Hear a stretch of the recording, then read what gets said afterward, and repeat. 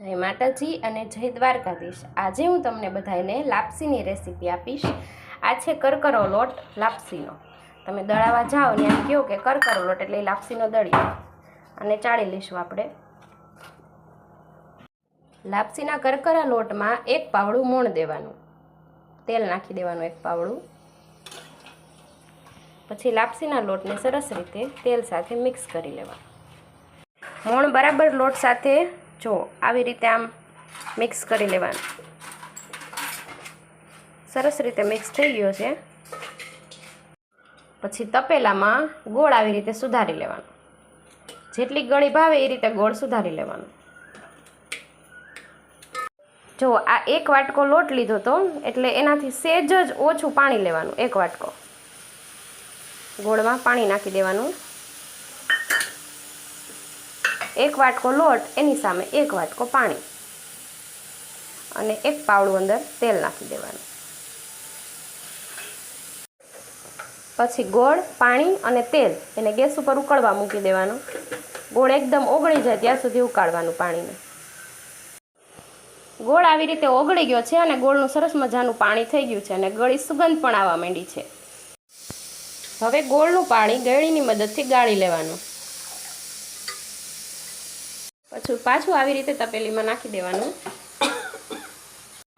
હવે આ પાણીને સરસ રીતે ઉકળવા દેવાનું। પાણી સરસ મજાનું ઉકળી ગયું છે એટલે આપણે જે મોણ દીધેલો કરકરો લોટ હતો એ હવે આ ગોળવાળા પાણીમાં એડ કરી દઈશું।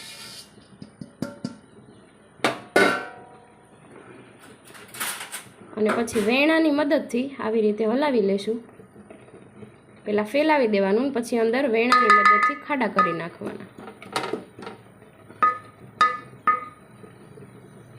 અને પછી થોડીક વાર ચડવા દેવાનું એટલે લોટ પણ આપણો સરસ રીતે પાકી જાય।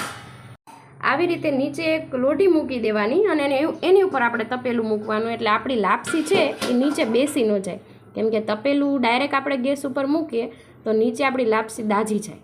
એટલે આવી રીતે પહેલાં લોઢી મૂકવાની, એની ઉપર આ તપેલું મૂકીને લાપસી ચડવા મૂકી દેવાની। હવે વેલણની મદદથી આ લોટને બરાબર મિક્સ કરી લેવાનો ગોળના પાણી સાથે।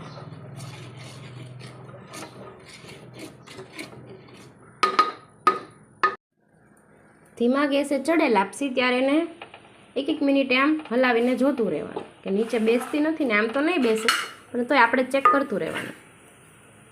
જો લાપસી આવી રીતે જો છૂટી થઈ જાય ત્યારે ગેસ ઉપરથી નીચે ઉતારવાની। આપણી લાપસી સરસ મજાની છૂટી થઈ ગઈ છે। લાપસી હવે રેડી છે। એમાં ઉપરથી આપણે એડ કરશું ઘી,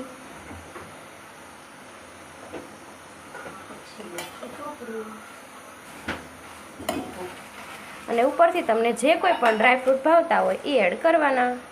હું ઉપરથી ટોપરું એડ કરી દઈશ। સરસ મજાની મારી લાપસી થઈ ગઈ છે તૈયાર।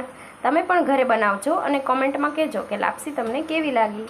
તો ચલો બાય બાય, કાલે મળીશું એક નવા જ વ્લોગ સાથે। ત્યાં સુધી બધાને જય માતાજી અને જય દ્વારકાધીશ।